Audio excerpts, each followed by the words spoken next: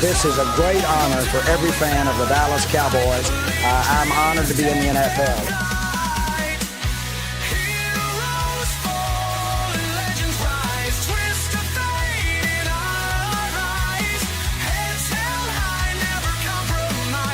What can I say? Mamba out.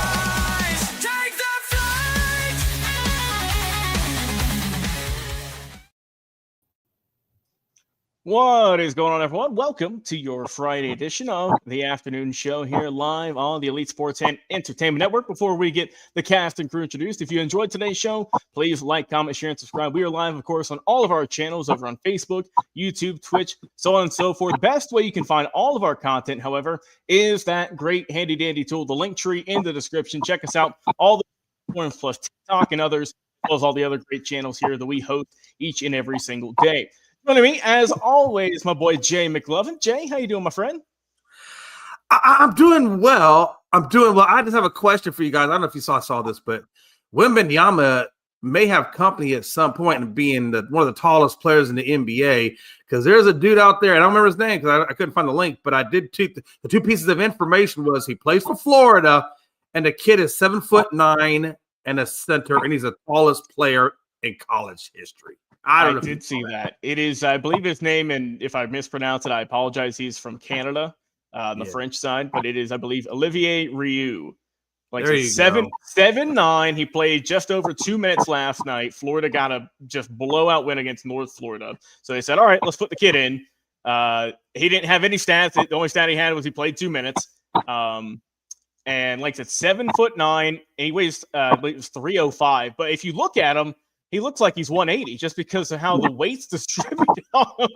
They showed a video of him and another player. It might have been the other team center. I'm not familiar.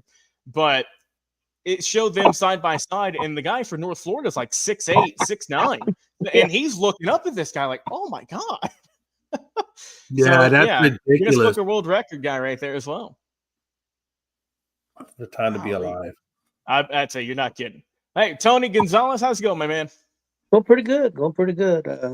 Not too bad. Hanging in there. That's good. And of course, Chris down there, right there, looking good in the Indiana hoodie. What's going on, man? I'm not doing too bad. Still trying to get over this damn sickness.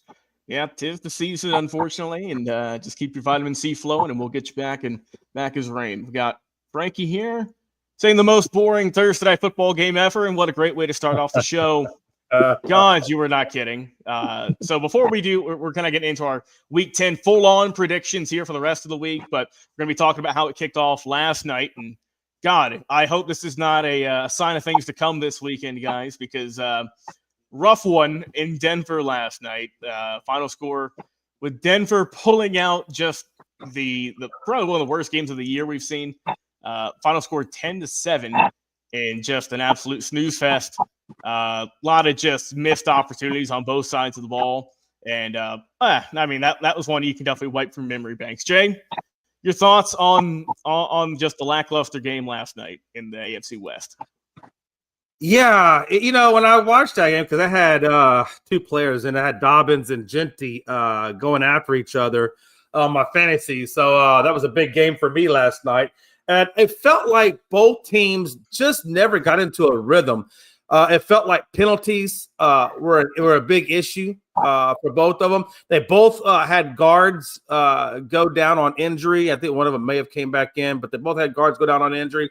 Geno obviously took an injury. I think he did finally come back. I think Pickett got a little bit towards the end, a little bit of action, but it just never – the defense were great, phenomenal.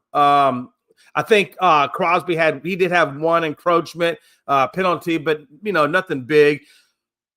But defenses was great, but offenses on both sides were definitely way out of sync. Brock Bowers was almost ineffective. It looked like it a couple of times. That was a takeaway I took. I don't know what you guys thought, but it just looked like they were so out of rhythm. Yeah, let's go to Chris first. What do you think about last night's game? The Broncos got lucky. Raiders should have won that game. Raiders defense played their asses off last night and couldn't get no help at all from their offense. Missed, I think, 2 field goals. I know at least one field goal they missed.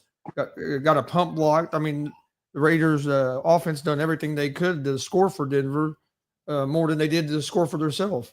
I mean, even the points Denver got was because of the turnovers and field position. The Raiders defense played their asses off last night, and the offense just couldn't do nothing with the ball. Every time they start getting something going, it was just some kind of self-inflicted mistake by the Raiders seemed to set them back. Denver found a way to win the game, but Raiders very easily could have won that game. It's really outplayed the Broncos on the defensive side of the ball the whole game. Just couldn't do nothing on the offense at all. Yeah, and Tony, just a absolute lame. Just you can turn this game off. I mean, what was it? It was 7-7 at halftime, so that was basically a sign of things to come for the offense in that matchup. Like I said, if you love defense, if you're a defensive coordinator, I mean, you love the game overall. For everyone else, you're a special teams coordinator. You're throwing things left and right. You're throwing darts at the wall and whatever, and it's just rough. But just get your takeaway from last night. Well, I watched about the last 6 minutes of the second quarter, and I watched all the fourth quarter. It wasn't a real fun game to watch as far as that goes. Vegas, like Chris said, very easily could have won this game. They had a touchdown called back. They had a punt block, missed field goals. Broncos got a great defense, but I thought Vegas matched that very well with their defense last night, which kind of surprised me a little bit. Vegas defense really stepped up, but neither offense looked very good. Geno was hobbled all that fourth quarter. He was hobbled. Yeah. I mean, he was trying to play. He was trying to do everything he could, but, there's only so much you can do. Denver had an interception. I got Franklin on my fantasy team. He hit him right in the numbers, and it bounced off for an interception late in the game in the fourth quarter. Both offenses. I think Denver's offense is going to be the inconsistency is going to be their downfall of not going very far in the playoffs this year. I think they've got the defense. There's no doubt about it. They've got a good enough defense to go a long way, but I just don't know if their offense is consistent enough to be able to win multiple games in the playoffs, if they do get there, which they are first in their division right now. So it's looking pretty good, but yeah, it was not a great game to watch by any means. So my takeaway from this is I'm going to refrain from words. I'm just going to let this photo, as I pulled up here on the screen, speak for itself about my feelings on how last night's game went as a resident Raiders fan. It'll move here. There we go. Yep. There it is, tapping it right there. And, just whatever. Whatever. It's whatever. We're cooked. My whole life's been in shambles with this team. Every year we have some hope. It just dashes away. We think, oh, great. We get Pete Carroll. Tremendous. We get Geno Smith. Remember how good he looked 2 years ago? He still got it right. No, get Ashton Genty, first-round pick. He's he's not been bad, but we expect a little bit better. Hey, we got Brock Bowers. I'll take it. I love Brock. He's great. He got like 40-something points in fantasy the other week, so that's helpful, but just done with it. Just done with it. Let me bring in Big Glenn real quick here. Hey, Glenn, what's going on, my friend? Let's get your thoughts, wrap it up here about Thursday Night Football. Awful matchup. Your thoughts on it? The only thing that was good about the game was it netted to be 16 points for fantasy, so that's about it. That's the main takeaway for everyone here on the panel, is it helped out some teams. I had Bo Nix in my work fantasy league. I had Bo Nix who got like 5 points, and then I didn't have Denver's defense. That got me like 15. So yeah, at least I had that. So that was rough, but just awful, I think. One thing real quick that I noticed, it seemed like, if you look at there was 3 interceptions, right? Yes. 2 by Denver, 1 by Raiders. And out of those, 2 of them bounced out of the receiver's hands. Genty had one that went right through his hands, right into Broncos defense and intercepted.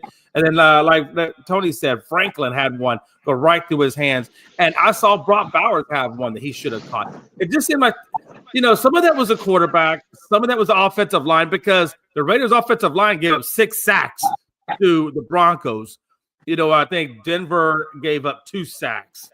But it just a lot of it was just simple things like watching the ball into your hands, focus on making the catch, just little things like that, which really hurt them. Now, the field goals, that you can't help that. That wind was all over the place. If you watch those flags, it looked like they had tornado winds going through. So I don't really hold that against them. But the receivers really hurt their quarterbacks big time, not making some of those catches that should have been made that led to interceptions, as well as the O-line giving up those sacks. Those are some of the biggest things I took away from Thursday. Yeah, and hopefully the rest of the week, Saturday, Sunday, a lot better than what we started off with. But let's go and you guys want to get into the game? You want to go into the news of the day before we keep moving here? Don't make a difference to me. Oh, we can go with the news.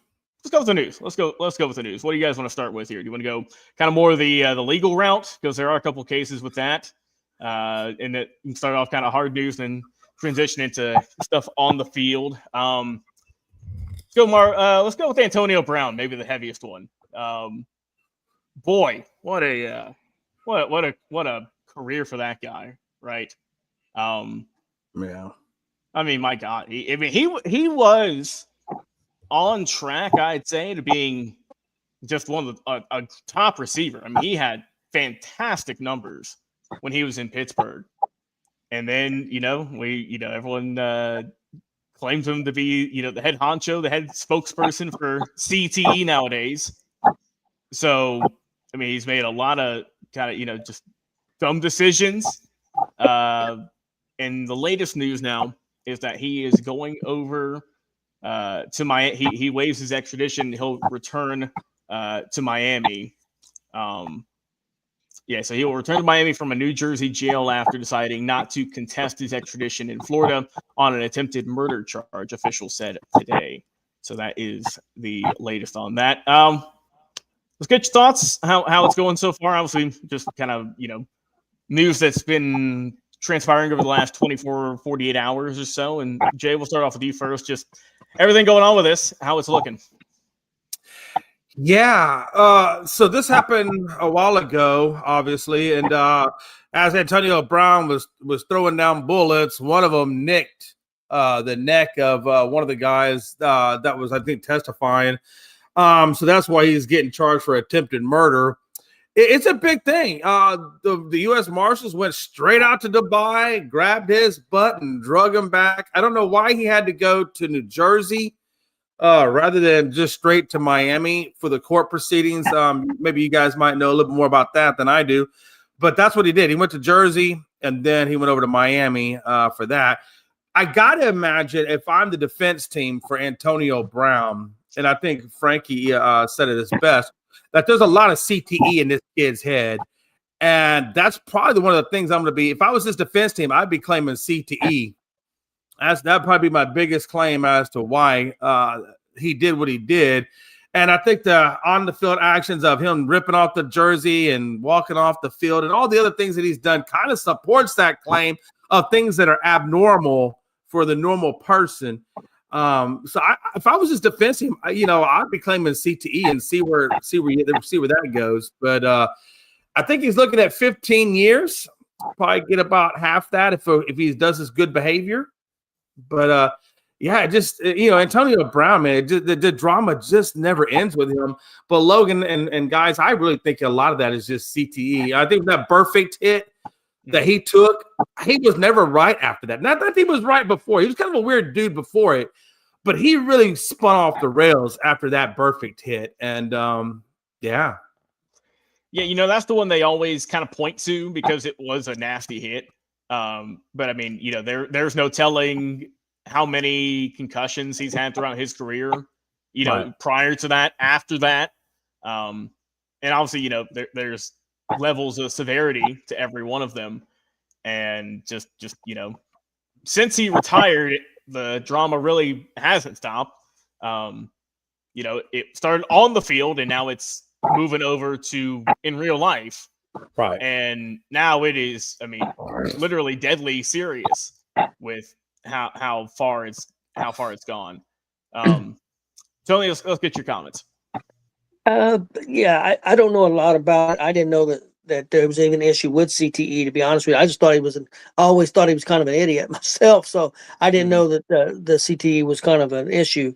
And if it is, I hope they take a look at it and he can get some help. But I would say more than likely, if he is guilty of this, they'll plea bargain down and probably never even go to trial. I mean, if he's guilty and they know it, they'll probably never make it to trial, and he'll plea bargain down and probably won't spend a lot of considerable time in prison. That's just my opinion. Usually stars and people with money usually get a better end of the stick. So that's what I kind of expect, but we'll see. Chris, do you share that same sentiment? Yeah, it'll be interesting to see what happens because something is a little fishy on it to me. Is why do you go to New York or New Jersey or whatever? If you're extraditing him for a case, he should be going straight to wherever it is. So I'd like to get more information about that. But I mean, it's not real surprising because I mean the dude's has had some problems in the past and has done some out of character stuff in the past. So it'd be interesting to see what happens from it. I don't expect he'll do a whole lot of jail time over it. He might already be having some kind of deal in place or something if they're sending him to New York or New Jersey before Miami. So it'd be interesting what comes out from that. But I don't think he'll do much jail time because, like Dad said, with the money and stuff he has, and he ain't really been in no big trouble with the law, like where he's done a lot of jail time or stuff in the past. So I don't think he'll do a whole lot of jail time. He got lucky that the one of them bullets didn't hit because then he'd be really fucked. Oh yeah. And Big Glenn, your comments here on the latest development with Antonio Brown. Yeah, that perfect hit that he took in the playoffs that 1 year, you can just see the trajectory being downward ever since because that opened up a whole new kind of crazy for him in that way. And I'm not trying to be funny about it, but just the off the field actions, the on the field actions, the issues in the locker room when he was in Miami and New England, wherever he ended up doing the Jersey thing. I think it was Tampa Bay. Just unfortunate, and it's CTE. I mean, he even on Twitter was naming his Twitter CTE ESPN. Yes, that's what it was. I couldn't remember it. That Yeah, I mean, he was making merchandise off of it. Yeah, exactly. So he it's one of those things that he's living up to the name in that way. And it's unfortunate, and I hope it gets the help that he needs. Yeah, that man's net worth. Okay. That man's net worth is negative in the negatives. It's like Wow. he owes 2.9 million to creditors, and he has assets of less than $50,000. He's broke as shit. Wow. That man ain't got no damn money. He's broken in Rocky 5. I mean, yeah. Golly. Yeah, he's it always amazes me. It always amazes me how athletes just blow through money like there's no tomorrow. And I will say, it definitely, I think, has gotten better in recent years. You don't hear about nearly as many stories with that, thankfully, but it's still out there, obviously. Golly, I didn't even know that. I didn't even know that number. That is insane. Yeah, he actually filed for bankruptcy, and that's how the number came out. It's actually 2.93 million. That he owes to creditors. So yeah, it's about to go down even more because he's going for the top shelf lawyer. Yeah, he's going for the cream of the crop in this one. He's going for the ones that are behind the paywall that we can't even look at. Bruh, you know it, man. What worries me about Antonio, and what was kind of something there's no way we could test for CTE. They don't have anything. The only way you can do about that is after he dies, you can take the brain out, put it under a microscope, and then that's how you find out the severity of the CTE. So it may be really hard for the defense to actually even prove CTE because of the fact that they can't detect for it. But you got to imagine, if my worst fear for Antonio is if he goes to prison and has to do some serious prison time, however many years that may even be, could he wind up being like Aaron Hernandez, who we all know who had major CTE, and wind up and that be his fate? I mean, again, Antonio is not exactly dealing with the full deck of cards, and I don't think he ever has. So that is one of the concerns that I have. If he goes to prison and that's the real prison time, what is going to be the outcome, of that? I don't know. Yeah, good point. And, just kind of keeping it more on the legal side of things before we start getting back to on the field. It was announced earlier that Mark Sanchez, he is no longer going to be with Fox Sports. This is after he was arrested back in October for allegedly, this is all alleged still, don't forget, allegedly attacking a truck driver last month. In the meantime, or as a replacement, rather, Fox hired Drew Brees just the other day. That news broke. So you replace one quarterback with another on the analyst route. And like I said, we just talked about how bad it was for AB, and it's getting worse for Mark Sanchez. Let's go with Tony first. Your thoughts? Yeah, I'm not surprised. I figured it sounds like he's pretty guilty with some of the footage that they have and eyewitnesses accounts. Fox didn't have much choice because Fox was named in the lawsuit that the family's already filed. They named Fox in the suit too, so they've got their own battles to worry about. I mean, I'm sorry. It sounds like to me the guy's getting what he deserved. I hope they rack him as good as they can, because the dude attacked a 70-year-old man. It's ridiculous. I mean, and I think there was more than alcohol involved. I seen some footage of that showed him running around doing like sprints and stuff at the hotel before this happened, and that don't sound like we would have been drunk if he could do that. So I'm wondering if he wasn't on some other chemicals too. So, but like I said, I hope the 70-year-old man and his family make out very well in this situation. Yeah, and Chris, let's get your thoughts on this with the latest with Mark Sanchez officially getting the boot from Fox Sports. Unfortunately, I think this is about all he'll get. He'll lose his job, but he's not going to do no jail time. He's not. He'll pay some fines and get probation on the legal side, and he'll pay this other. He'll have to pay a bunch of money to the family, but like he ain't going, other than losing a lot of money and losing his job. That's what's going to happen to him. I think out of this, there ain't going to be no jail time or nothing like that. He'll probably have to do some anger management classes and pay a bunch of fines. And they'll have him on probably some kind of probation. But no, it's not, I mean, it sounds like he's. I mean, Fox didn't have a choice once they were mentioned in the lawsuit. My whole question on this was, all right, I'll talk to you later. If he's employed by Fox Sports, guys trying to get a hold of you there. If he's employed by Fox Sports, then that game that weekend wasn't even on Fox. That game that weekend of the Colts was on CBS. So is CBS CBS uses Fox Sports guys to fill in as some of their commentary spots or something, because the game was on CBS that weekend.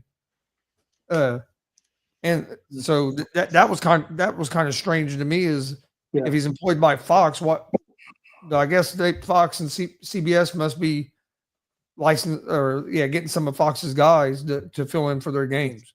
It would be my only thing on that, because it was a CBS game, because Colts we only play on Fox a couple times, and if we do, it's against NFC teams.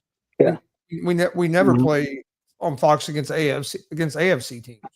Yeah. Huh. Okay, I didn't even know that. Interesting. Big Glenn, let's go with your thoughts here. Mark Sanchez now out of a job. Yeah, I know exactly where I took place too, because it wasn't that far from where I'll stay at. So that was right up the street from you, I think. I think you Yeah. said it was what, 15 minutes away? Out his window. Yeah. Well, if it wasn't for the Salesforce tower, I probably could have seen it. But anyway, man, not surprised the Fox fired him in that way.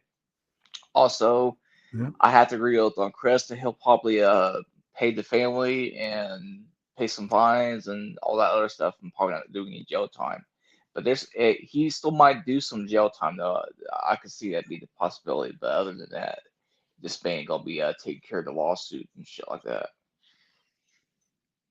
Yeah, it's it'll be interesting to see how it keeps going. And of course, Jay, what are your thoughts now on Mark Sanchez and what's going to be next for him? Yeah, well, I tell you what, I'm right there with you, Tony. I feel like if you have drunken to that level, the last thing you're doing is sprinting, because I have been drunk to that level before. Not that I'm proud of it, I am not. But back in my younger days when I would get like that, the last thing I was doing was able to do sprinting, unless it was planting face forward into the concrete.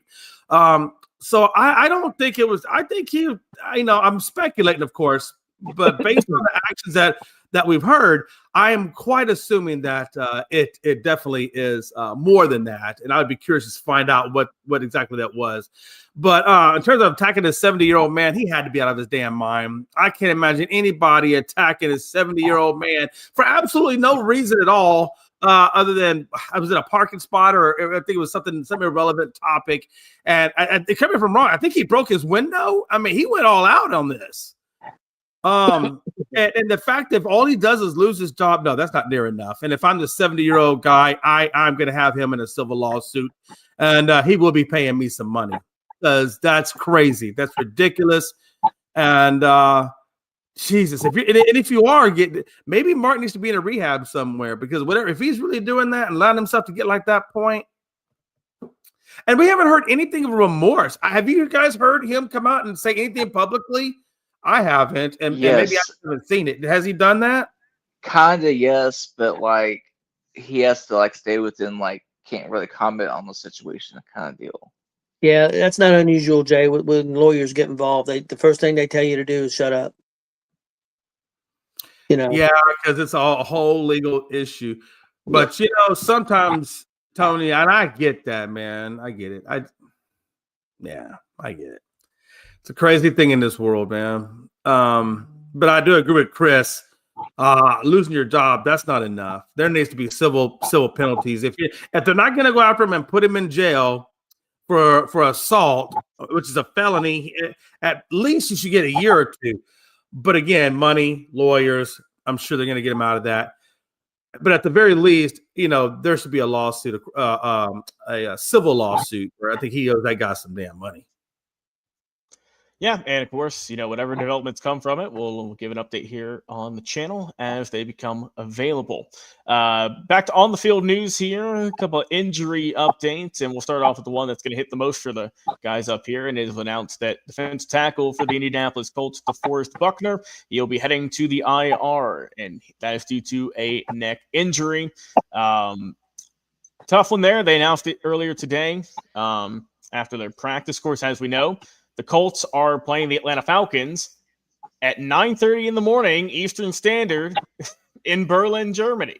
So just a wild week for everyone involved. And for Indianapolis, some rough news ahead of already what was going to be a challenging game just with waking up as early as you have to. And all this disruption with travel just makes it even tougher, I think, for everybody. What are your thoughts? Let's go with Tony, you first. Yeah, it kind of sucks a little bit. I mean, here we are, just made a big move to get Sauce Gardner and hoping to get our defense as close as we can to full strength, because we do have some other injuries. Now, this injury definitely hurts, but I think we'll be okay. I like our defensive schemes. I like our defensive coordinator. So I think they'll make the adjustments they need. Atlanta can be a test. Again, they're another one of these offensive teams that are up and down. They can look really good as anybody in the league, and they can look as bad as anybody in the league. So, and they've got a good running back. So, it could be a tough game, but I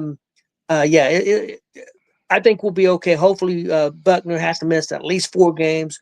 Hopefully, that's all it is. Once you get put on injury reserve, it's I think a minimum of 4 games. So, hopefully, it's the minimum, and not more games than that.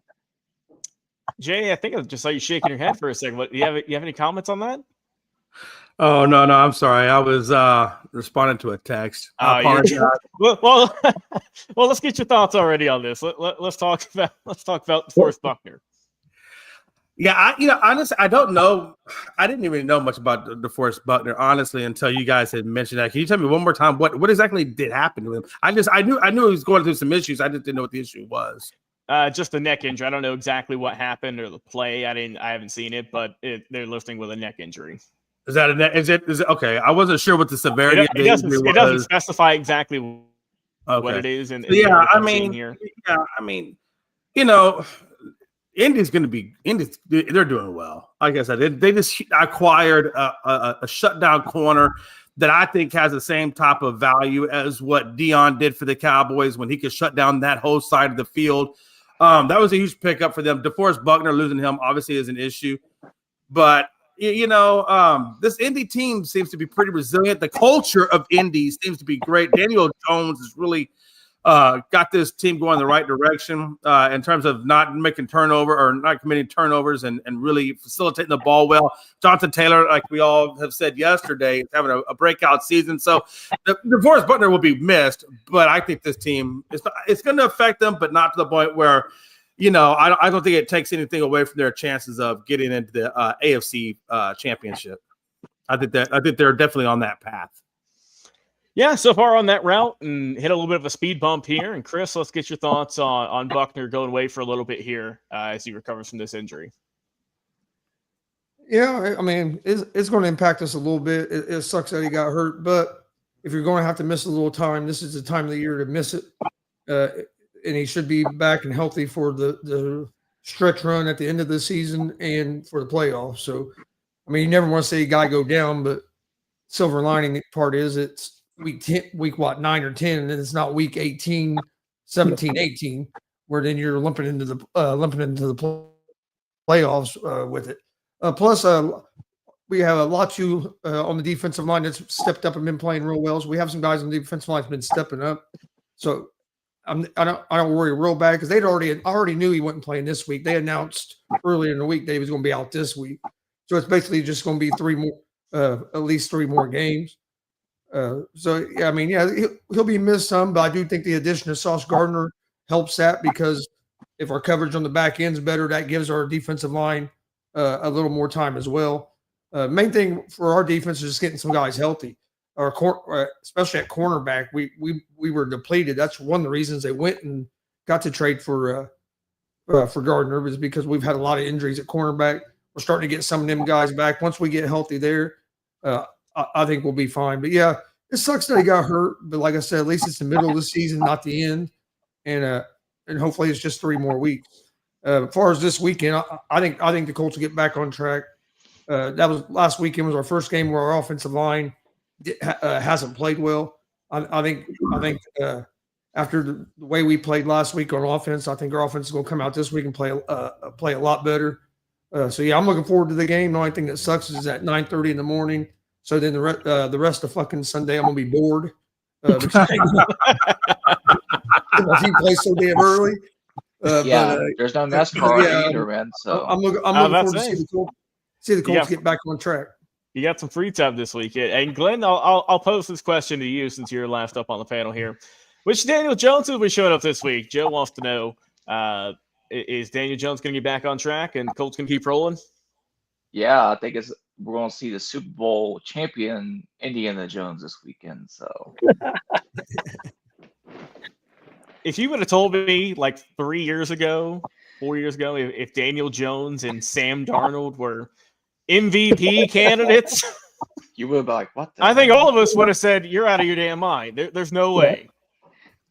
But absolutely, that just shows, man, that development and getting that right coach, it really can make a turn a career around, make a huge difference in both. I mean, both those guys.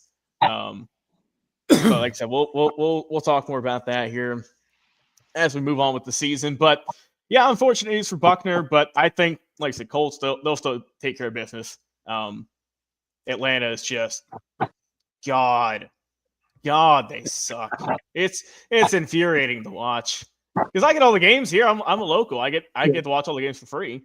And this offense. Look, I will say this: Michael Penix had a good performance last week. He had a great game overall. When you look at the numbers, Drake London had another huge breakout game. Glad he's kind of rising to occasion. Bijan Robinson had issues in the run game, but he made up for it in the pass game, which that's what you love about him. He's got that, Christian McCaffrey kind of, play to him where he can get it done in both ways.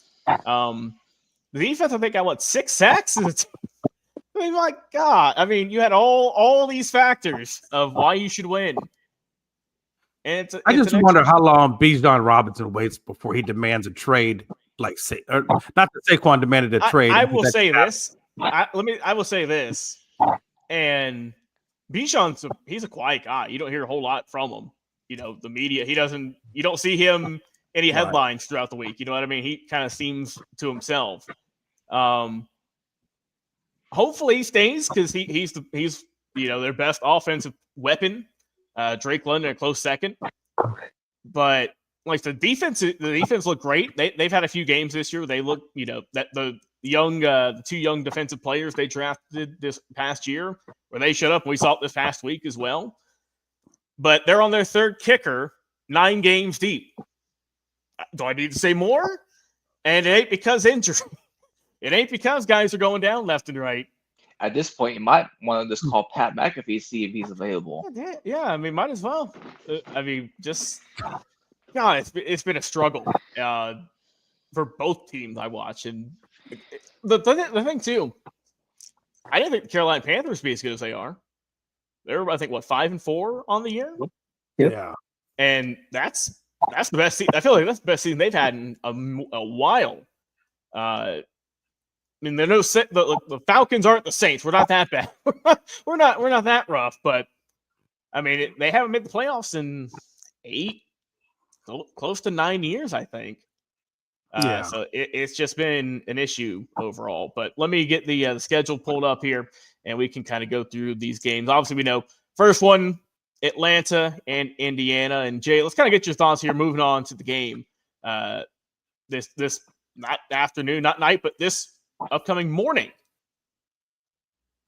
Yeah, that's the so Colts in Atlanta. You guys are out there in Berlin.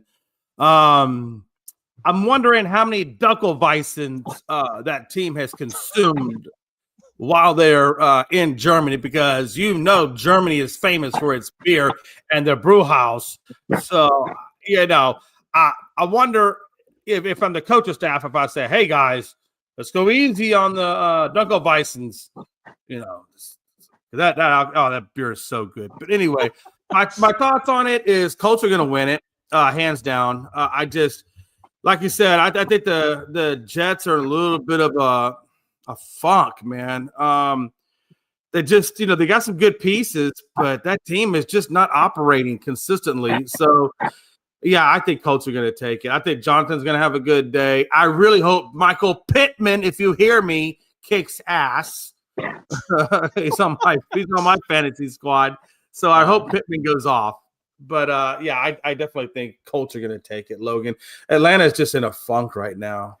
Yeah, and that's the thing. It's that it's not really on defense. Defense has played pretty well consistently this year for the most part, except for the 30-0 loss to Carolina and whatnot. But it's the special teams have really hurt this team, and that's the one thing that no one really ever talks about until it's a problem. Is special teams and how important it is to your team's success. But let's transition here. Talk about the game. Big Glenn, Colts going to Germany, consuming a few adult beverages per Jay McLovin's request, and they're going to be out one of their best players. But you still think they can get it done? Yeah, I think they get it done. Even with them going down to the real light district, and shit. So that's beside the fact. Colts get it done by 2 touchdowns. 2 touchdowns. Okay, gotcha. And Chris, let's get your thoughts here on the upcoming game. Colts are 6.5-point favorites. This is considered a home game for the Colts, which I think is bullshit. You shouldn't lose out on a home game. They need to figure that out, where teams don't lose out on a home game to go play in these overseas games. But because I understand you're going overseas and you want to grow the game, but that's one less opportunity that fans have to try to here in Indiana to try to go to a game. That's already hard to get to go to games because they're basically selling out every week. So just one less opportunity. But no, I think the Colts win. I think the Colts win by 2 scores.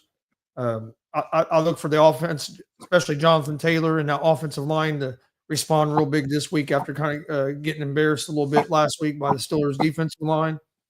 And then the Colts defense played their asses off last week. Like we turned the ball over 6 times, only gave up 27 points. Like most teams you give up 6 turnovers, you're giving up 35, 40 points, and you're losing by 20.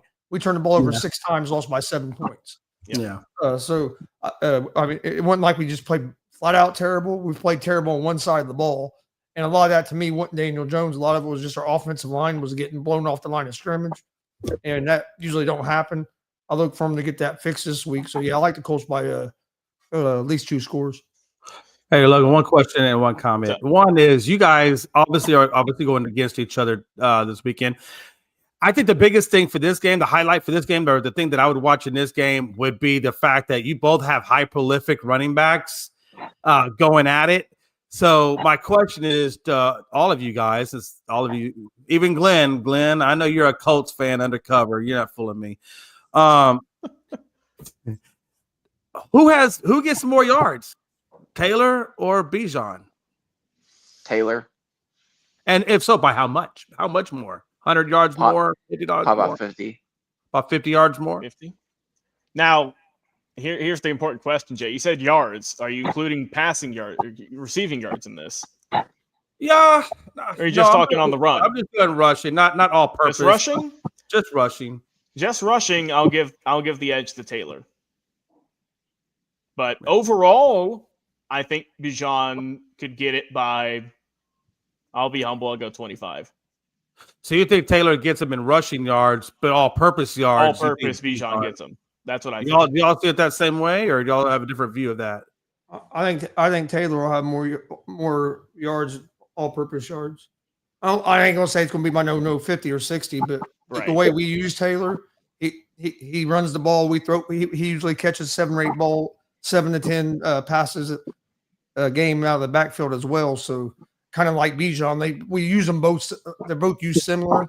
So yeah, I think Taylor will have more all-purpose yards. But I mean, if Bijan does, I wouldn't be real surprised either because both of them are great players. Yeah. And I just have one comment. Yeah, Chris, when your team is on top of the world and you're winning games, it's going to be real hard to get a ticket. But if your team is dog water like Jets, you get it for free. Probably. Or Colts sell out. Colts were selling out the last 2 seasons when we went 7-2. Oh, and when y'all weren't, y'all were still selling out. Yeah. Wow. All right. Go Indiana. Yeah. All right. Let's keep moving here. Let's just go down the line. Let's go with Jacksonville and taking on the Houston Texans AFC South matchup there. And we'll start off with Chris and your initial comments here on this matchup. Battle of the 2 young quarterbacks, of course, as they continue kind of their journey throughout the league with Trevor Lawrence and, of course, with C.J. Stroud. Yeah, this is an interesting game to me. They have the Jaguars favored by a 1.5 on the road. It's an interesting game to me because Jacksonville ain't been playing great. Houston has a great defense, but their offense wasn't real good when they had Stroud. Now they got Davis Mills or whatever his name is as the backup. So I'm going to go with the Jags here just because I think the Texans are going to struggle to score enough points. But I do think this will be a close game because of the Texans defense. But I like the Jags to pick up a win on the road. Okay, let's go with Tony. Yeah, I know Mills is playing. He's not that bad of a he's a serviceable backup. That's at Houston. I think Houston's playing better. I know they didn't win last week. They probably should have. I'm going to go with Houston in a small upset. Okay. All right, let's go with Big Glenn. Jacksonville. Okay. And finally, Jay McLovin. Yeah, it's going to be Jacksonville. I cannot for the life of me. Number one, you have no Stroud. You have no Mixon. And then Chubb is questionable, so he's a little bit banged up. I just don't think that's going to be a recipe for success. And Houston's just been in the slump. So I think this is Jacksonville's game to win. I can't believe Jay picked against his favorite team, the Texans. I can't believe you're an asshole. Oh, that's brutal. And let's see if we can get him on here. He's taking us on the road. Where are we going today, Foxborough, Frankie? See, we're in the car. Where are you vlogging from today? I just got done hanging out with my mom. I'm actually heading home right now before the girls get home from school. I was really hoping to drive to Tampa, but my wife wouldn't let me. You were hoping to drive to Tampa? I was hoping to drive to Tampa, but my wife wouldn't let me. Aw. What Yeah, are you going to Tampa I for? can understand why. New England's playing Tampa. Yeah, I know. She ain't let his ass drive to Tampa. He lucky he got to go to his mom's house. He got that car back. All right. I'll wrap this one up here. I'll go Jacksonville as well. Like we're all pretty much all for the most part agreement with here. All right, let's see what game we have next here on the docket. Let's go with another 1 p.m. kick. I feel like a lot of it's going to be in solid here. This one, Buffalo and Miami. Let's go with Jay McLevin. Kick us off here. How we going? Yeah, Buffalo and Miami. Miami just dog water. I mean, you know that whole damn organization is in a disarray. And because of that, because they are in such a disarray, it's going to be Buffalo, and it's not even going to be close. It's going to be really ugly for the city of Miami, in my opinion. Yeah, it's a tough one. Let's go with let's go with Chris. Chris, your thoughts here? Buffalo, Miami. Is this even going to be a contest? No, I expect Buffalo to win this game. I don't see Miami being able to keep up with them. Yeah, it should be, I think, a pretty solid matchup for Buffalo. I think Big Glenn, what you mean? Josh Allen masterclass here. We think an MVP type performance. Yeah, I'm thinking about 4 touchdowns. Sounds about right, especially the way Miami is playing right now. Yeah, All right. Put the check mark up there for them. That's my thoughts. So I think that's it ain't gonna be close. That's at least I think a 30-point win. I have one question about Miami real quick, if you don't mind. I'd like to ask everybody this question. Since we're talking Miami super fast, do you think that the coach is going to be fired as soon as this season concludes? Yeah, Black Monday is going to be the day. Yes. Yeah. 100%. Okay. Yeah, I no question about it. They fired the was it GM they fired recently? Yeah, he's gone. Yeah. And that's rare. I feel that you fire the GM first and then you keep the head coach. That feels kind of backwards in this situation. Yeah. It is just to get ready to get rid of Daniel, the Monday after the end of the season. So. Mm-hmm. Oh, let's see. Yeah, Joe, I'm trying to figure it out. I don't know why the stream ended all of a sudden. Did it end? No, it's still live. No, we're still good here. I do see that Chris in the background, something on the Facebook side. It's just that one destination. Oh, I see that. That actually happened. Yes, that happened yesterday too. Where that happened. We should still be good to go on all of our other channels here, including the GSR YouTube page. So we should still be there live. It show we're good there. But I think that let's just we'll wrap up that one there and keep moving here with the loaded games we got. Also, everyone got their predictions in, I believe so. Yeah, no, I didn't. I didn't. Okay, but real quick, I'll go Buffalo. Buffalo, and I see you still here, Frankie. What do you think here? Buffalo, you got Miami. He probably taking Miami. Buffalo. He's going with the upset. Well, he's going down to Tampa, so I think he might as well just enjoy the rest of the teams down there. All right. Yeah, I already got the check mark there, so we're all set. God, another just tough game between two opponents this is a tank bowl right here, ladies and gentlemen. Cleveland and New York. No eyeballs will be on this game.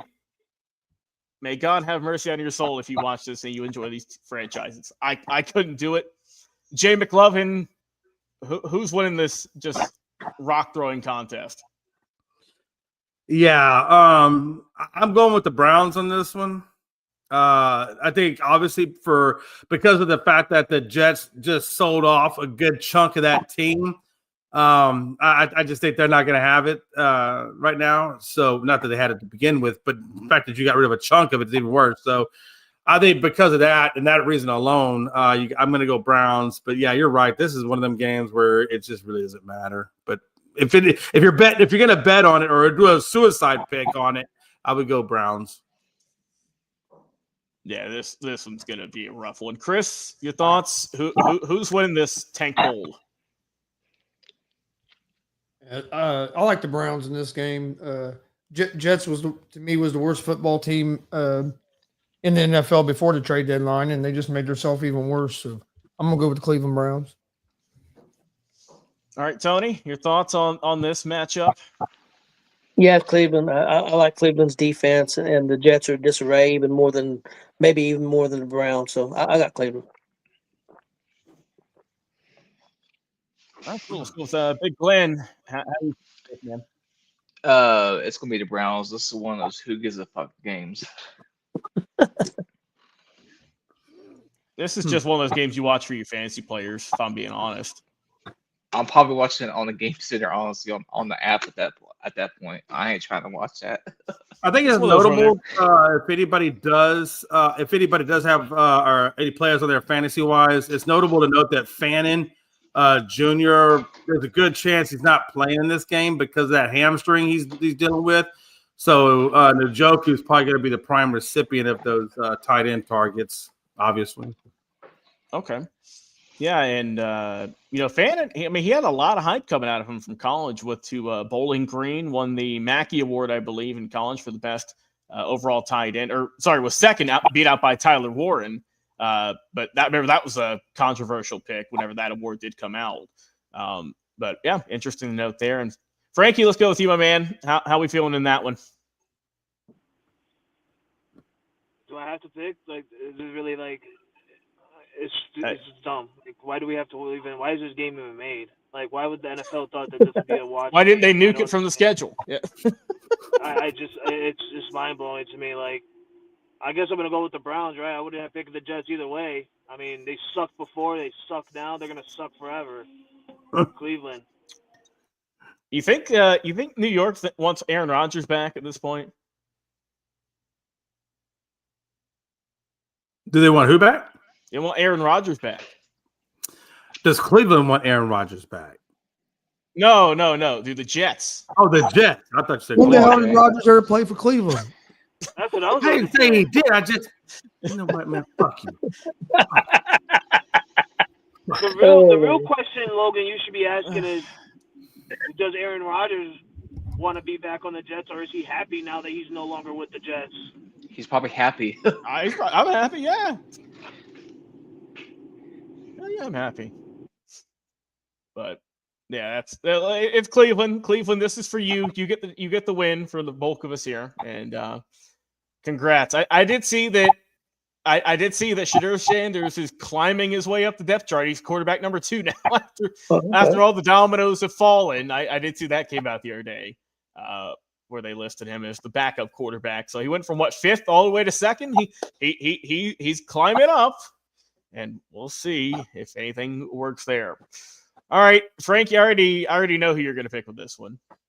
It's your boys taking on Tampa Bay. I know you're going to pick them the one you got the gear on. I ain't crazy. But give me a score. Give me a margin between this matchup because Tampa Bay ain't no slouch.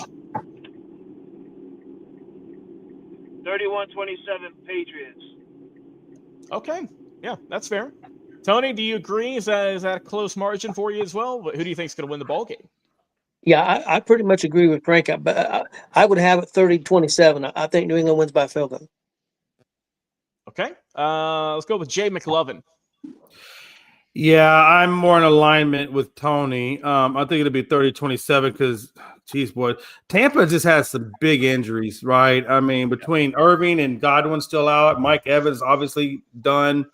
I just don't know that Baker has enough weapons to honestly compete. But I'll tell you this though, that man's heart.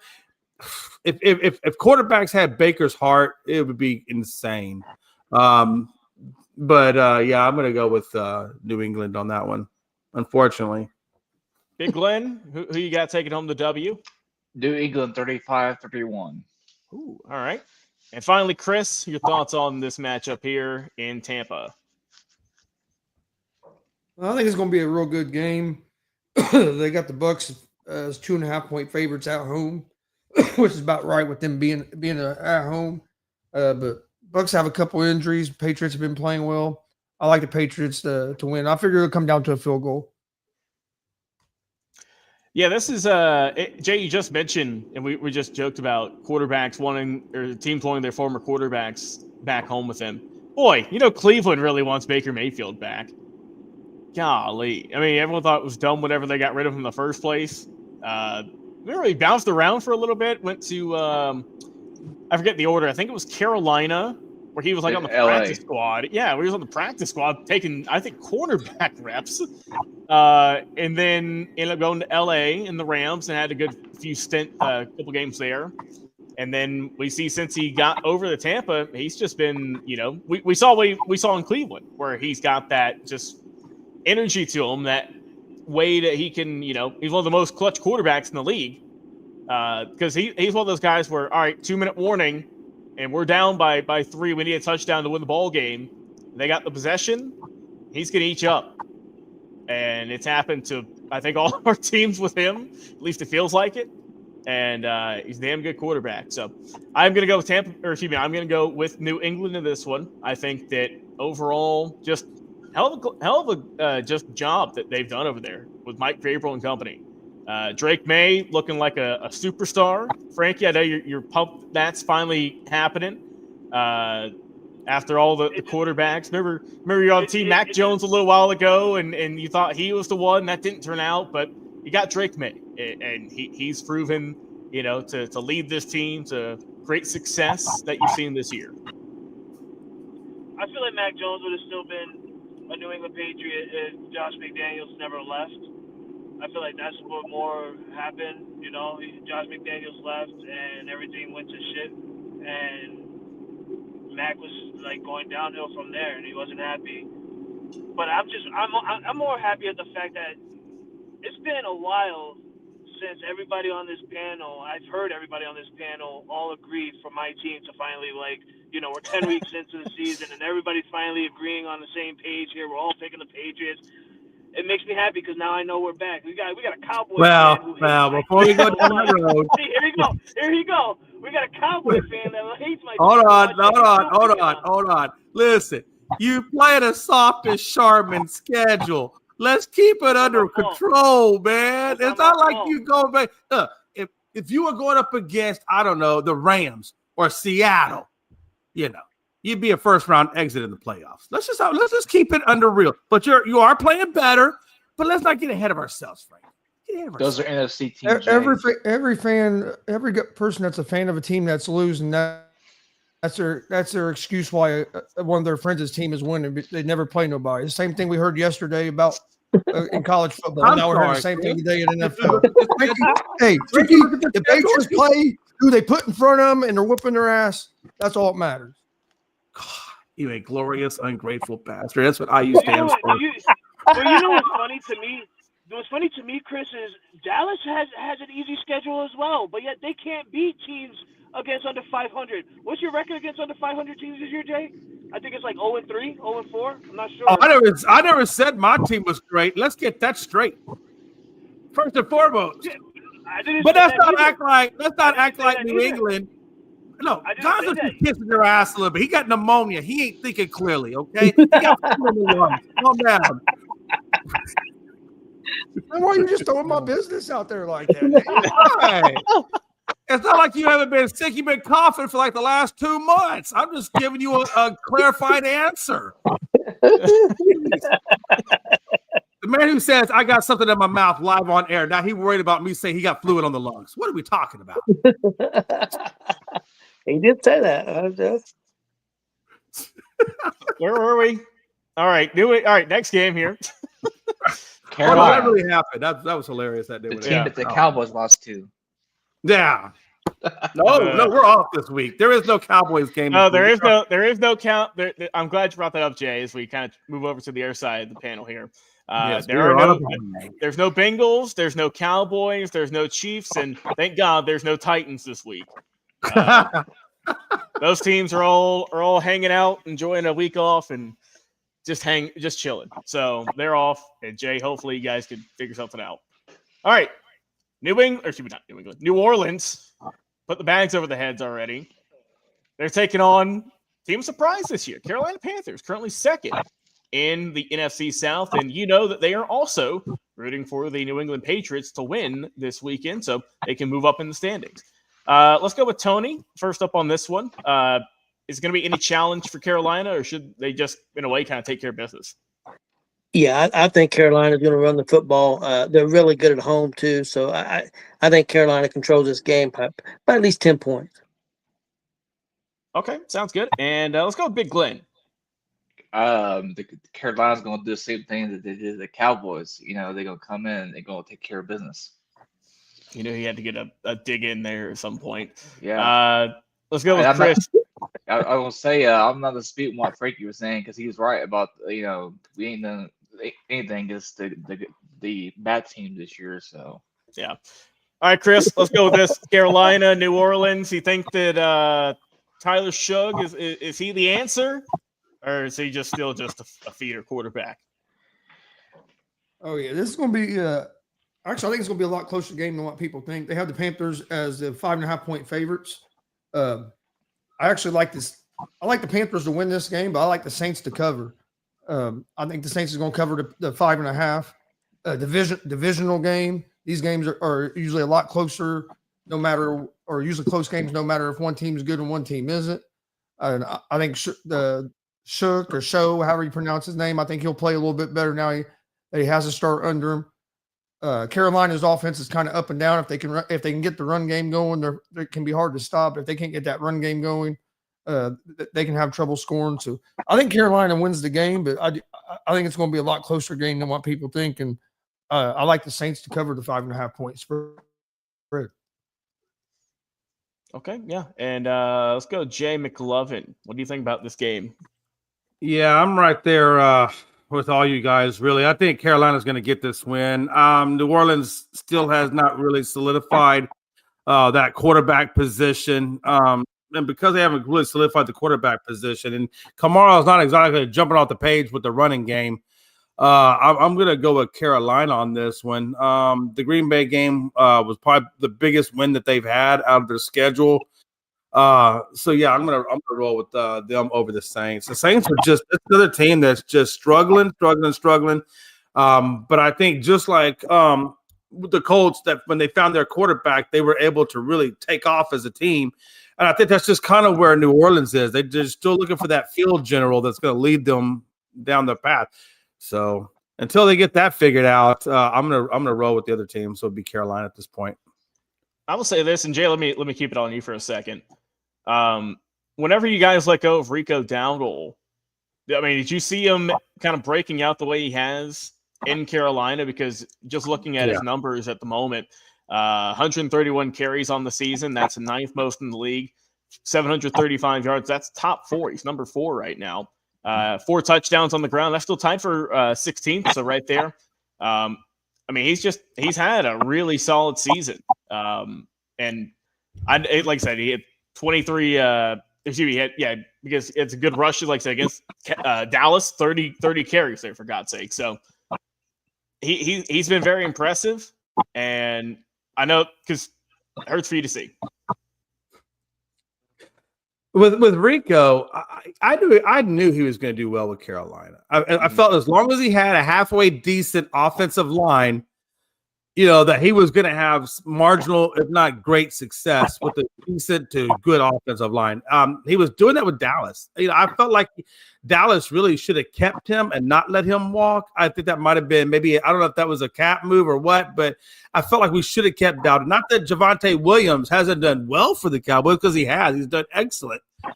but I felt like we could have kept Dowdle and been just as good, So and look what Dowdle did to the Cowboys. I mean, he shredded us.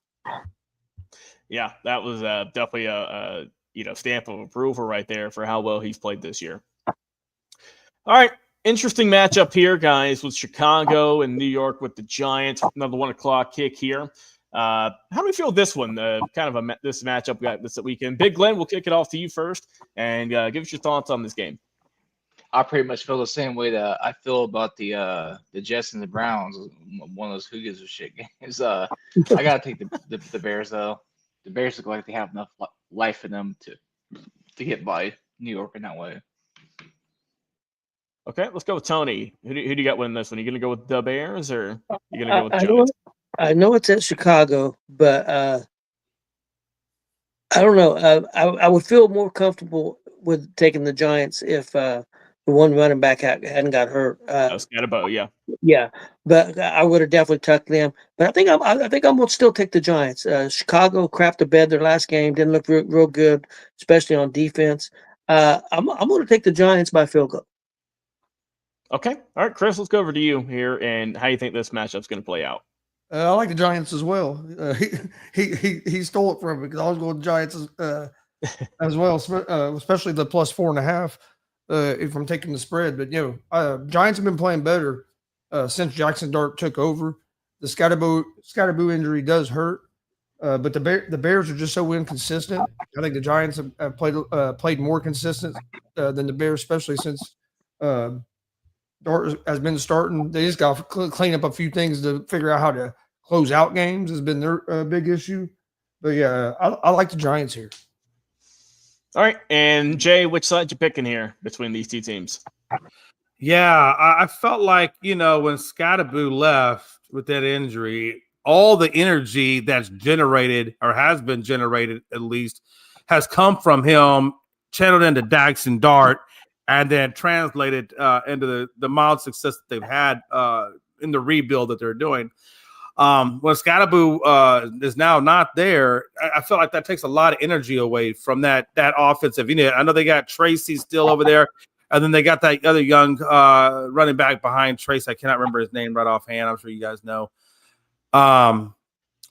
Yeah, I'm going to roll. I know Swift is probably a game time decision, but they have a really good running back that I just picked up that had like 20-something points or has been averaging 20-something points off fantasy-wise and has been playing well. So I don't think that they're going to take a step back with the running game, no matter what running back they have inserted in there. And I'm looking for the Bears to bounce back. And the fact that it's in Chicago, yeah, I'm rolling with the Bears on this one. Okay, yeah, I am. I'm going to go with the Giants in this matchup. I think that this could be a good kind of maybe a breakout game for Jackson Dart. Like I said, the Bears have just been. It's like one step forward, two steps back type situation. Every time you think they're going to build some momentum and start kind of rolling, they kick themselves in the ass and go a little bit backwards. But that's just how it's been past two seasons with Caleb Williams, and then we see this year with Ben Johnson, I believe. Yeah, and. I remember during the draft, a lot of people were kind of questioning when they picked up Colston Loveland, when they got him in the draft, and then the issues. I'm sure you've all heard about the issues with Romo Dunze and his father on Twitter. That there's been already chirping there. And so I think that, anytime there's any kind of off the field drama that gets brought to your team, that's never a good omen or a good sign for things to come. So I'm gonna go with New York in this one. I think, like I said, it does suck, man, that they lost Scatterbo because he's just entertaining as hell to watch. He was like an old power running back, just running through guys, just head first, head down, just get out of my way. Larry Zonk in the film style shit. Yeah, there it is. But Jackson, I like Jackson Dart. He's a good young quarterback, and now it's all pretty much on him now to get it going. It's like, all right, we got you a couple weeks in. You should be pretty well adjusted to the league now. We need you to kind of step it up and be the player we selected. To lead this franchise at quarterback. So we'll see what happens there in this upcoming match. Let me get the screen pulled up. And we go now to this one's got some interest interesting elements to it. Baltimore Ravens, also final 1 o'clock game here. Baltimore Ravens heading out and taking on the Minnesota Vikings. And two teams you look at, and especially Baltimore, obviously they've been without Lamar Jackson for quite some time, but they got him back here recently, and they're hoping to rally like there's no tomorrow in hopes to get to the playoffs. Do you think that they have it in them, Jay? Man, that's the Viking. Who the Vikings played again? Baltimore, the Ravens. I can't see that. Yeah, I'm rolling with the Ravens on this game. I said I felt like once. Yeah, I'm definitely gonna roll the what? It's the Cowboys take on the Vikings, Jay. No, you didn't. You said Ravens. I can't see this damn. No, it's not the Cowboys. Hey, he can't see the graphic and he can't hear either. So no, I learned that when I started tuning out Melanie. My hearing has never been that great. It says right there, Ravens versus Vikings. That's the game we're talking about, correct? Yes. Okay, What are your thoughts? Why y'all laughing when I said Ravens? All you. I hope you all burn in hell, except for Tony because he's old. I'm just gonna make this quick. I'm going to Ravens. Lamar Jackson's back. I feel like they're going to the top of that damn division. The Vikings. I don't know if there's McCarthy playing right now or is he back? Is he back fully? JJ, yes. He's back, yeah. Yeah. So fucking head. I don't know, man. I hope. All right. Let before we fly off the rails here, Big Glenn. No, all right. Thank you. Which team we go with? Which shade of purple win this one?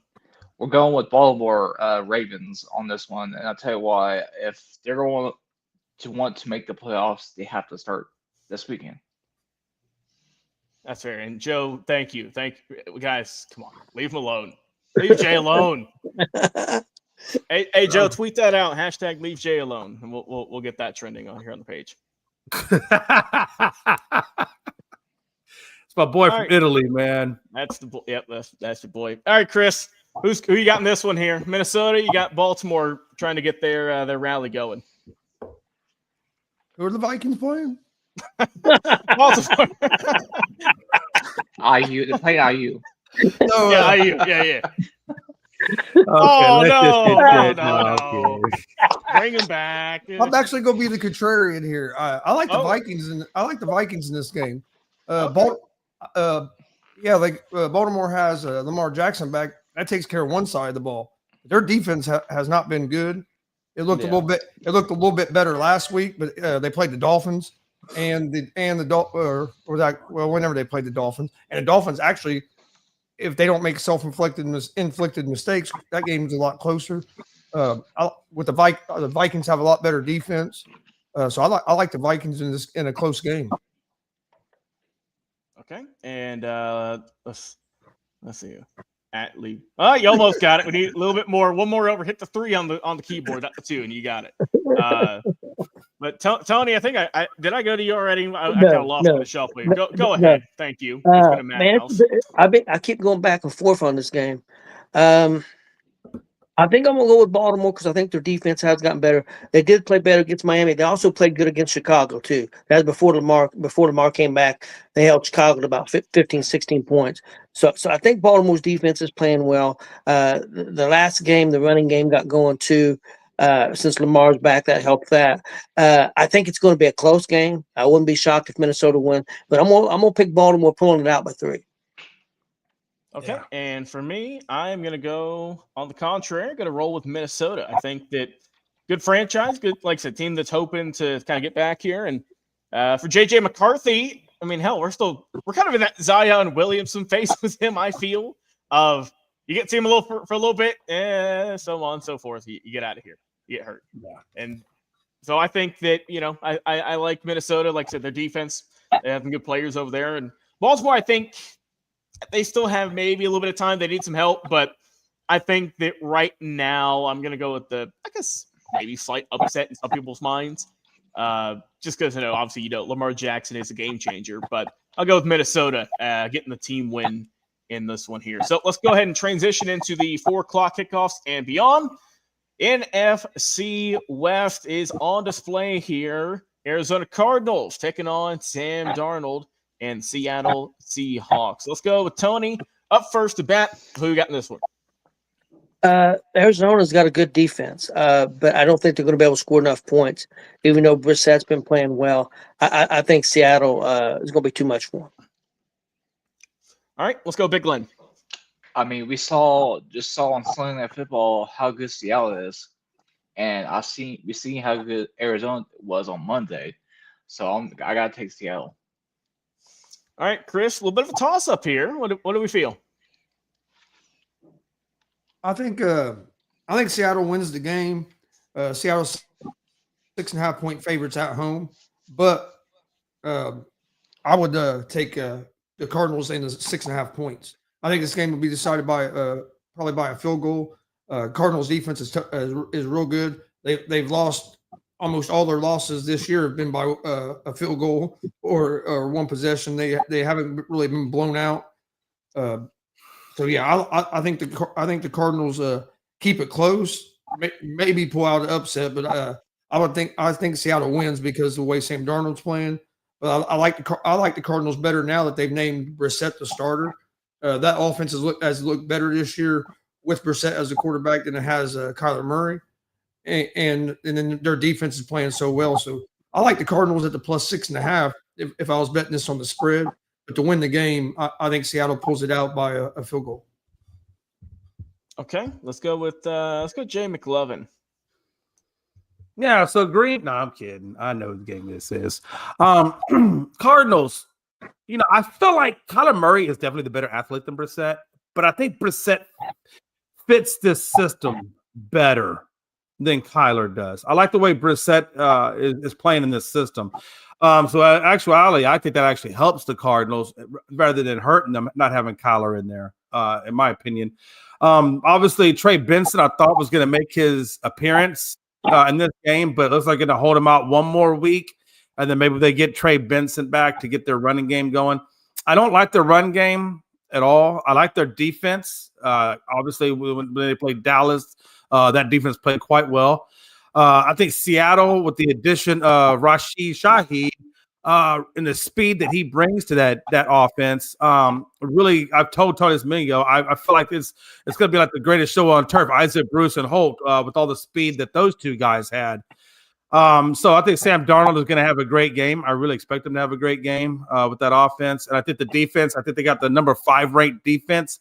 They're going to hold their own there. And so ultimately, Seattle, in my opinion, right now is the best team in football.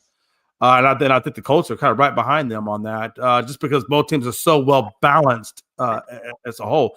But yeah, I'm going with Seattle. I think they get the win. I think it'll be a close game because of the two defenses. But ultimately, I think they get it. Be right back. I felt like we transported back to like 2000. Hey guys, can I add one thing real quick? Go ahead, man. These two teams played earlier in the season, and Seahawks beat them 23-20, and I'm pretty sure that was with Kyler Murray as the quarterback. Yeah, I'm That's what I said. I think it's going to be a field goal game. I really do think it's going to be a close game. Yeah, well, Arizona's lost 5 games this year by a total of 13 points. That's telling. That's telling the Colts beat them by a field goal. Yep. Seattle's beat them by a field goal. I mean, they're playing tough. They're playing some good football. A lot of the top teams, but barely. Like their record, they're a lot better team than what their record shows. They really are.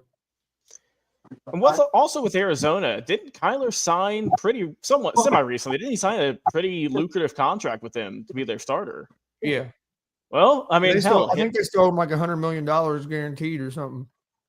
Hey, Kirk Cousins, you might have some company for high-end contract quarterbacks who ain't getting any playing time. I mean, Jacoby Brissett, like I say, he's been around the league, feels like forever. He's played for half the teams here on the show. played for New England, played for Indy. So I think Murray will be. I think Murray will be out of Arizona after this season.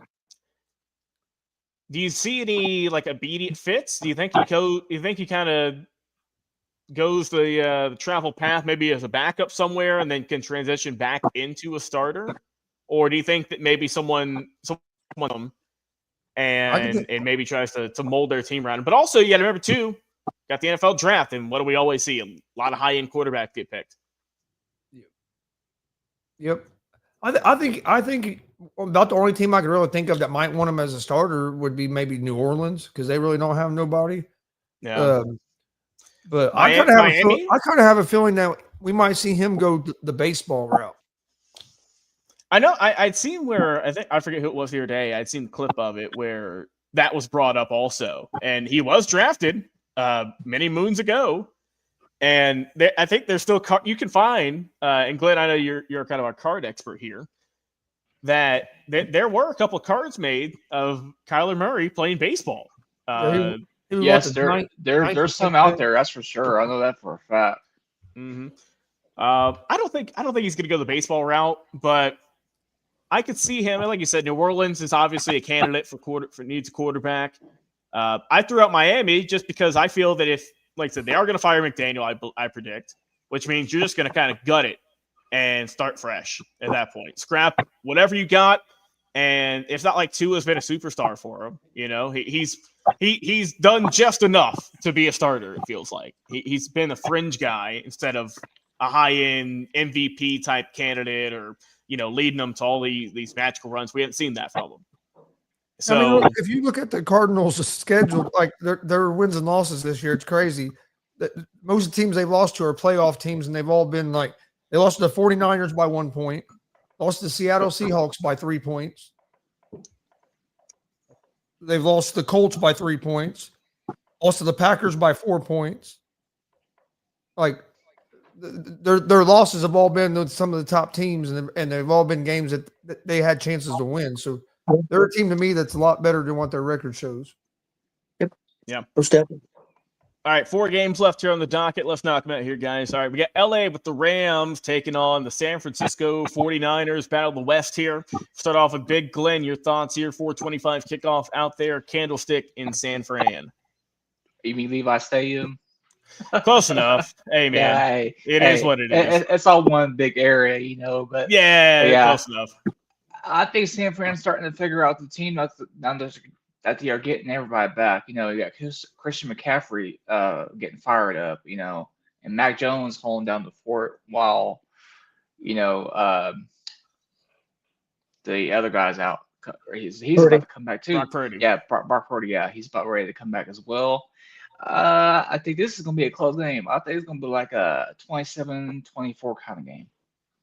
Okay, close from there. San Fran gets to win.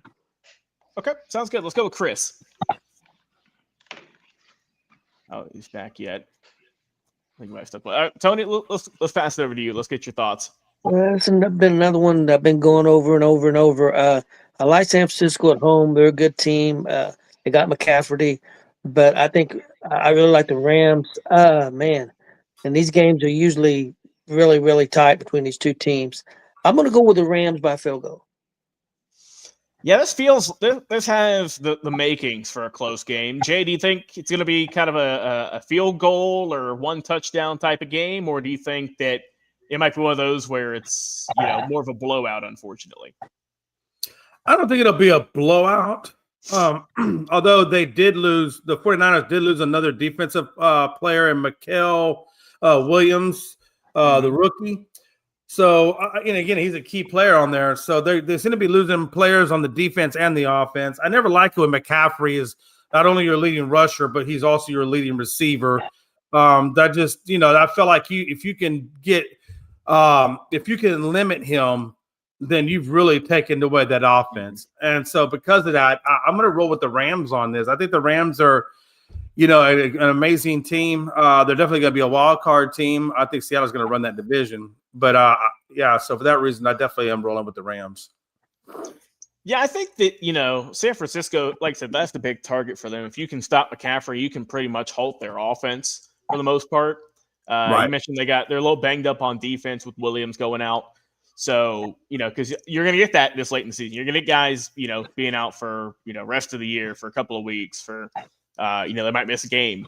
We got Joe here chiming in, get his thoughts here. He's got the LA Rams taking it home by 14 in his prediction. So I'm also going to rock with LA on this one. I think it'll be another close matchup. I'm going to go final score. Let's go 33-30 in favor of LA picking up this one.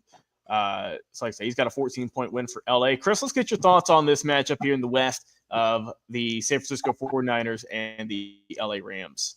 I like the 49ers here, even though the Rams were one of my favorites to make the Super Bowl. One, the 49ers are at home. Two, Kyle Shanahan has owned Sean McVay head-to-head, especially in San Francisco. These two guys know each other so well, but when they played each other, Shanahan has found a way to come out on top. So I like the 49ers here at home. Okay, sounds good. And we're going to transition into our final 425 matchup. And this one's probably going to be the most viewed of the weekend. It's going to be the Detroit Lions taking on the Washington Commanders in Washington. It was also announced earlier on today that President Donald Trump will be in attendance for that game. So that's going to be the highest attended game, highest viewed game of the week, if I had to guess. But with that one, two tremendous teams. Detroit, we know kind of the rise they've had in recent years. And for the Commanders, a team that with Jaden Daniels, and we haven't talked about him. We didn't talk about him in the news segment because we were kind of saving it for this. But no surgery for Jaden, which is good. Still gives you a little bit of hope for the end of the year that he can get it back together. But Jay, let's go with your comments first and foremost here about this game here. A lot of eyes on this one. Yeah, I think the biggest thing for me with Washington is just a number of injuries. Obviously, McLaurin is out. Jaden Daniels is out. Mariota is what Mariota is at this time. He's not the same Mariota when he first came in the league. Obviously, he's got some age on him. So I think he's just a good serviceable backup. But against this Detroit Lions team, it's not going to happen, man. Aiden Hutchinson, I think, is going to put a lot of pressure on Mariota and keep him off balance. And like I said, without McLaurin being there, it's going to be hard for Debo and company to really stretch that field. And again, for whatever reason, he does not like to use his tight ends, which I feel like Zach Ertz, would be a good safety valve for when Debo is being covered. But he just does not use Zach Ertz as much as what Jaden did. So I'm going to go with Detroit on this. St. Brown and Gibbs and all those guys over there. I think it's just going to be too much for them to handle. So I'm going to roll with Jared Goff and Detroit Lions on this one. Chris Gonzalez, how we roll with this one?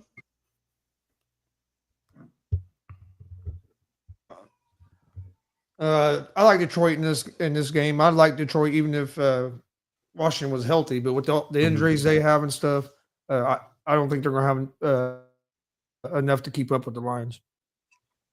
All right, Tony, same thoughts? Yeah, I like Detroit. I say at least by 10. They just got too many weapons, and Washington's banged up. Even though it is at Washington, I just don't think they have got enough to stay with Detroit at this time. Okay, let's go Big Glenn. The Lions are going to run all over freaking Washington. It's going to be silly how the score will end up being. Yeah, this one's going to be rough. Jay, this is to me quarterback comparison. That's the main deal here for me. So you got no disrespect to Marcus Mariota. The dude's been around the league for 10 plus years, but Jared Goff is just kind of head and shoulders better overall. And like I said, I think that they're just a better squad. We will see how this one goes down. Once again, that one's going to be 4:25 final kickoff there this upcoming Sunday as we get the screen back up here. All right, fellas, final two here. End it strong. 8:20 p.m. kick. We have the Pittsburgh Steelers and the Los Angeles Chargers going this one. This one's going to be in L.A. at nighttime. So, Tony, we'll start with you here. Who do you got winning this one? I know Pittsburgh looked really good at home the last game, but of course that was at home. The Chargers can struggle offensively at times, but I'm going to go with the Chargers by a field goal. Close game, probably 23-20. All right, Chargers by a field goal. Let's go with Jay McLovin.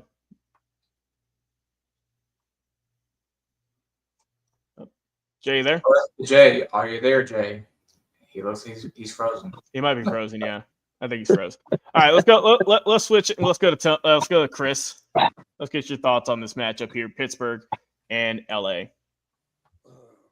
I'm going to take Pittsburgh because of the injuries that the Chargers have. if Joe Alt was playing for the Chargers, I would take the Chargers in this game. Mm-hmm. But with Joe Alt not playing, I think that Steelers' defensive line is going to cause the Chargers a lot of trouble. So I like Pittsburgh on the road, mainly because some of the injuries the Chargers have. Yeah, just like I said, that Joe Alt injury is big one. They're already, they lost Slater before the season even started on the O-line. And Alt was kind of your final A-plus guy, you know what I mean? Young talent. You hope to carry the season. Unfortunately, he's out. But I think that LA is going to put up a good fight. I think they are still a good team. But I think that overall, Pittsburgh and what a turnaround, kind of Pittsburgh's had here. That a lot of people I thought they were kind of dead in the water last year. Obviously, they looked horrible. And pick up Aaron Rodgers, who, like I said, is aging. Then you get DK Metcalf, which helps out. But I think that they've looked good this year, and I'm going to roll with them getting the win on the road in LA. Could be a good matchup, but I'll go Pittsburgh winning by 7 points in this one here. Let's go, Big Glenn. Your thoughts on Pittsburgh and LA here? Steelers, their defense looked fantastic last week. If they bring that same defense to LA, they'll win. They'll win by about 10 points.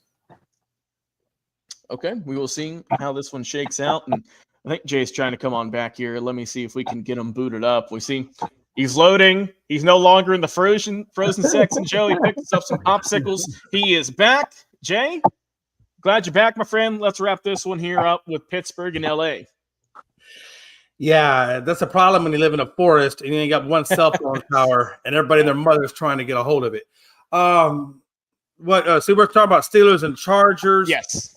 Yeah, no, God, the only thing with the Chargers is Amari Hampton still has not been back yet. And I don't know, do they still know when he's going to come back to this team, or is he done or all the way around? Or I'm not sure. I can look that up real quick about his status. Either way, though, when you look at the Steelers, especially with DK Metcalf, that guy's so damn inconsistent that I think receiving-wise or offensively, I just think they just don't have enough right now. And so I'm rolling with the Chargers on this one. Even without Amari and Hampton in a decent run game, I'm still going to roll with the Chargers. That defense and Justin Herbert and company, McConkey and all them. Especially now that Johnson is back, even though I know Johnson's kind of taking a step back after that injury that he sustained. But I'm going to roll with the Chargers on this. I think it's just too much for Pittsburgh. And Pittsburgh has just been too inconsistent. So, Jay, I found this article that was posted just earlier today, actually. This is right around a couple hours ago. Marion Hampton, he's doing a little bit of work off to the side in practice today. Wasn't listed as a participant in the practice, so he was just kind of doing some stretches or whatnot off to the side. But important to note for the team's sake and also for anyone in fantasy, Coach Jim Harbaugh said earlier in this week that Hampton is not expected, want to emphasize that, to return until after the Chargers Week 12 bye. So he's going to be out for a little bit longer. They just don't want to rush him back, I think. Like I say, he's a young guy. You don't want to hamper him, but they think they can kind of hold the line down while he recovers. So, I mean, hell, you got Justin Herbert. That's not a bad deal at all. I think that he's capable of leading the team while Hampton recovers, gets back fully healthy, and they hope they can make some noise into the late half, the kind of last stretch of the season there. So, interesting to see. All right, final game here, folks. Let's wrap it up here on a high note. We got Philadelphia and Green Bay, and real question for everyone here on the panel is how many complaints are we going to see about tush push come Monday? Let's go with Tony up first. Oh man, this is at Green Bay, and yes, it is. Oh man, it's a toss up. But I'm gonna go with Philly winning this by a little less than a touchdown, maybe 6 points. I think Philly. And we'll see the tush push at least twice. Okay, at least twice. All right. Jay McLovin, over under for the tush push. We're at 2. Oh, I definitely think we're going to see the tush push to the point where I think they're actually making a bronze statue of the tush push, and they're going to put it at they probably are. I stadium. feel like I'll make it all cheap. One thing Philadelphia loves to do, according to Pags, is they like to put statues everywhere. So I can see a statue of that at some point. But no, I'm gonna go over. No, I'm gonna go under. I don't think they're gonna. I suck at this betting thing. When you say over and under, explain over and under. That under means that means you don't think you're going to see it as much, correct? Let's go to our betting. I'm not a bettor. Get a little bit of a class here. If the over under is at 3.5, if you pick 4, that means it's more than 3.5. Okay, I'll never. That betting thing, I don't. Again, I'm not a bettor. I don't endorse betting. I don't do it. So apologize if I'm ignorant in that subject matter. You probably would be homeless if you just bet honestly, but it's me. Oh, yeah, that's no. Again, you're right. That's why Jay McLovin don't bet, because I don't understand half that math. Look, I failed math class. Okay, I don't understand the greater than, less than, whatever signs. Hell with that bullshit. And I will say this: in the state of Georgia, here where I live, sports gambling is not legal, so I have no reason to know any of that terminology. And I was also not at those poker games back a couple of years. Yeah, I know you want Logan, which is a good thing. Yeah. All right. Well, let's keep it going here with Green Bay and with Philly, and let's go. Big Glenn. How are we doing on this one? I'll tell you what, man. If we were talking about Billy, I say that tush push line is probably the over under is probably about 1.5. I'm hitting the over. I think you see it twice. Green Bay, Philly gets the win. All right, Philly on top. Chris, you got the same thing? You think that the Eagles are going to pull this one out, or you think that Green Bay, who is a formidable opponent, that they may become above it and beat up on Philly? Excuse me. I think Philadelphia wins this game. I think it's going to be a close game. I think Philly probably wins it with a field goal toward the end. Green Bay have just lost found ways to lose too many of these close games, and where Philly's been finding ways to win them. So I'm going to go with the Eagles. And I think tush push wise will be way over too. We'll probably see it 7 or 8 times at least. Yeah, that 7 or 8. That's a good one there. We're seeing it feels like more and more each and every week. And what the thing is that with the team, and that's how they're all going to be known as, is that's their defining play. That's their that's their I don't see why hands. I mean, hey, they saw a loophole. I can't be mad at them for that. They outsmarted the system. I mean, I ain't gonna be upset with them for that. No, it's just another version of a quarterback sneak that has been a legal play forever. Hell, I mean, hey, there's a play. Remember, they doesn't get used a ton, but it's fake spike, right? I use all the time in Madden. Yeah, like you're gonna spike the ball and kill the clock, but you go for it. It's like, hey, what the hell are we doing here? And we got Joe, who gives his opinion here, who says that he is tired of the tush push. He is on the team that wants to kick it out of the league, and they go back to traditional quarterback sneaks or fullback runs or just runs up the gut there. I don't have a problem with the tush push whatsoever. I really don't. The only problem I have, there is one problem that I do have with the way they do it, is when they line up in the neutral zone. That's a problem for me, because if anybody else lines up in the neutral zone, that's not a tush push play. They always get called for it and always get penalized. But for some damn reason, they allow the Eagles to line up in that damn neutral zone every damn time, and they let them have it. And that's the only problem I have. I feel like it is a version of cheating when they line up in the neutral zone. If they're doing it the way the play is supposed to be done, then I don't have a problem with it. If you ain't cheating, you ain't trying. It could be. The Astros haven't did that, so yeah. All right. For me, I'm going to go with the Eagles in this one. I think the Packers are going to fight. I'll go with a final 7-point difference in this one. Let's go 28-21 final prediction for that. As the Eagles keep rolling, and I think, like I said, I think overall Green Bay that they've got some good pieces. I still don't think they're quite there yet to move up in kind of the ranking system, the power rankings at this time. But I wouldn't also be surprised if they prove me wrong and if they get the win at home at Lambeau. Starts to get a little bit colder out there. When of course we always know that they're always love seeing the snow games out there as we get into the winter months. And also Joe is in agreement with you, Jay, about how there should be a modification rather than just getting rid of the play entirely, just kind of tweak it, which I feel like that's what a lot of coaches, players, media personalities, talking heads, that's a main thing. It's either you go way off and say, well, I don't need it. Well, it's not like they're doing anything crazy. But if you make those slight changes to it, to where, like you said, Jay, they're kind of that neutral zone, that's more, at an even playing field, that's fine. You just change it up a little bit. But we'll see what happens. Those are always, it's been kind of talk of the meetings, the off season last year or so. All right, well, guys, let's go with any final thoughts here. Anything else you want to talk about before we head out for the day here? Just kind of final thoughts here. Go Jay McLovin at first.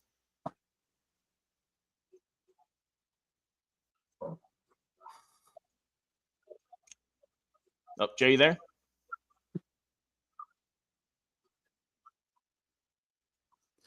No, the only thought I had is make sure you give subscribe, hit that subscribe button if you enjoyed our content today, and go over to Gonzo Sports Room. Make sure you give them a subscribe on their page as well. They did some really good content last night. I enjoyed it. Had a good time, and you guys will too. These guys know their wrestling probably better than anybody I know. And if you're a wrestling enthusiast, you will not be disappointed in their content. I promise you. And if you would give us a subscribe on our ESEN, Elite Sports Entertainment Network channel as well, we certainly would appreciate it. That's what all I have. Enjoy your weekend, and it's going to be a good one. Hey, Jay, one more time before we head off for you this week. We got Joe one more time saying if the Eagles are allowed to do the tush push, the Astros should be allowed to use the trash cans. That's his humble opinion. So, I'm sure they have a lot of trash cans around there, so. All right, Big Glenn, let's go with you. Any events coming up this weekend? You're going to be at any Pacers games? Anything going on around town, or hanging out? Yeah, but basketball down where Hinkle Fieldhouse tomorrow. That's about it. I think my next Pacer game won't be until after Thanksgiving. So. Okay. All right, Tony, how's your weekend looking? I just plan on watching a lot of college football and a lot of NFL, so not a whole lot. Go IU and go Colts. And Chris, we'll get you we'll get you some Baileys for your coffee as you watch the Colts on Sunday morning. How about that? Oh yeah, that'd be all right. No, that's about all I'm got planned for the weekends. Try to get hopefully fully healthy where I'm not coughing up a lung anymore, and then watch some football. Hopefully, watch my Hoosiers whip up on Penn State tomorrow, and then watch the Colts Sunday morning, and then I'll watch NFL Red Zone probably the rest of Sunday because the Colts play so damn early. I'm about to say you're gonna be well versed on all the other teams across the league. You're gonna have the whole day to watch them. So I'll watch all the other games, but like if the Colts play at 1, I watch the Colts game, and then I'll have Red Zone on another TV, and I kind of just keep track. And then I'll watch at 4:00. I watch all just watch Red Zone. Yeah. So now from 1 to 7, I'll just be watching Red Zone because Colts play so early. But in a way, it'll be okay. It just means I gotta make sure I'm up a little earlier so I'm wide awake by the time games start. All right, Jay. Yeah. Well, I got your hand up. What's up? Yeah, no, I was just saying. Breaking news: Jose Altuve, George Springer have reached agreement with the sponsorship with Rubbermaid for trash cans as a sponsor. I'll let you guys know that they have been sponsored and they are doing well. And they did the sponsorship in lieu of the lockout coming to support their habits. Wow, that's all right. That's great. That's fantastic. I also saw that the New York Jets have a new sponsor they're going to be going with next season. It's going to be hefty because all the fans keep putting bags over their heads while the team performs on Sunday. It's a rough one. It's a rough one. Rough franchise. All right, well, guys, appreciate everyone hopping on the show today. It's been a full cast here. Cast and crew, of course, Chris and Tony Gonzalez, Big Glenn, Foxborough, Frankie Steven chimed in for a moment, and Jay McLovin. Of course, thank you to all of our fans, all of our viewers. Joe, as always, my friend, appreciate you always coming on, interact with us in the comments section. Always fun talking with you. I've been your host and producer. Also, one more Go Rockets from Joe as we end the show here. Oh, and also, look at Frankie with the late breaking news. We fired our special teams coach, the Raiders did. Let's give a quick thought on that. Not surprised. I mean, you saw what happened last night. Need I say more? I mean, with how that went, I'm not shocked. I'm not shocked. But like I said, that might not be the first of many heads to roll at that team, that franchise, but we'll cover maybe some of the bigger ones later on down the road. But for all of us here on the afternoon show, like Jay said earlier, please like, comment, share, and subscribe, and go check out all the other great content, all the other great shows that we host here on our show. Enjoy your weekend. Take it easy. Be safe. And we'll see you again on Monday for the afternoon.